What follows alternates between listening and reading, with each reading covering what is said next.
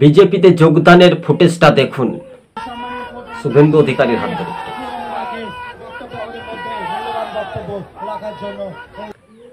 হ্যাঁ দর্শক বন্ধুগণ, আপনাদেরকে প্রথমেই আমরা দেখালাম শীত গ্রীষ্ম বর্ষা, শুভেন্দু অধিকারী 2026-এর ভোটেই ভরসা। রীতিমতো 2026-এর বিধানসভা নির্বাচনে বিজেপি ক্রমশ শক্তি প্রয়োগ বাড়ছে, কেননা তৃণমূল তাসের মতো তাদের দুর্গ হাতছাড়া হতে পারে। গতকাল যেমন সমবায় ভোটে 12 আসনে নন্দীগ্রাম 1 নম্বর ব্লকে গেরুয়া ঝড়ের বিপুল জয়, তেমনি আজকে যে যোগদানের কর্মসূচি কিন্তু একের পর এক জেলাতে তাবড় নেতাদের হাত শক্ত মজবুত হচ্ছে বিজেপির।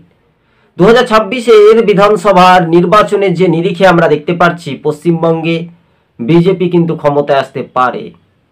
একদিকে সংখ্যালঘু হেভিওয়েট নেতারাও কিন্তু বিজেপির ওপর ভরসা রাখছে, কিন্তু এবার সেটাই এখন তৃণমূলকে গুড বাই জানাতেই এবার বিজেপির ওপর যদি ভরসা রাখতে পারে বাংলার মানুষ, তাহলে দিল্লিতে যদি হাতছাড়া হতে পারে অরবিন্দ কেজরিওয়ালের 27 বছরের পরিবর্তন নিয়ে বিজেপি ক্ষমতায় এলে পশ্চিমবঙ্গে কেন চতুর্থবার এই রাজ্য রাজনীতিতে তৃণমূলকে হারিয়ে বিজেপি ক্ষমতায় প্রথমবার আসতেই চলেছে, এমনটাই ইঙ্গিত আপনাদের সঙ্গে আমরা তুলে ধরছি।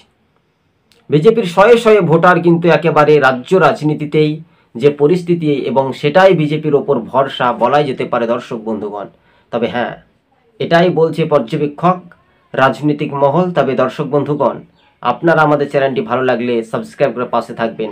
আজকে ছিল আমাদের এই পর্যন্ত প্রতিবেদন। 26-এর ভোট নির্বাচন যতই শীঘ্রই এগিয়ে আসবে ততই তৃণমূল তাসের মতো ভাঙবে।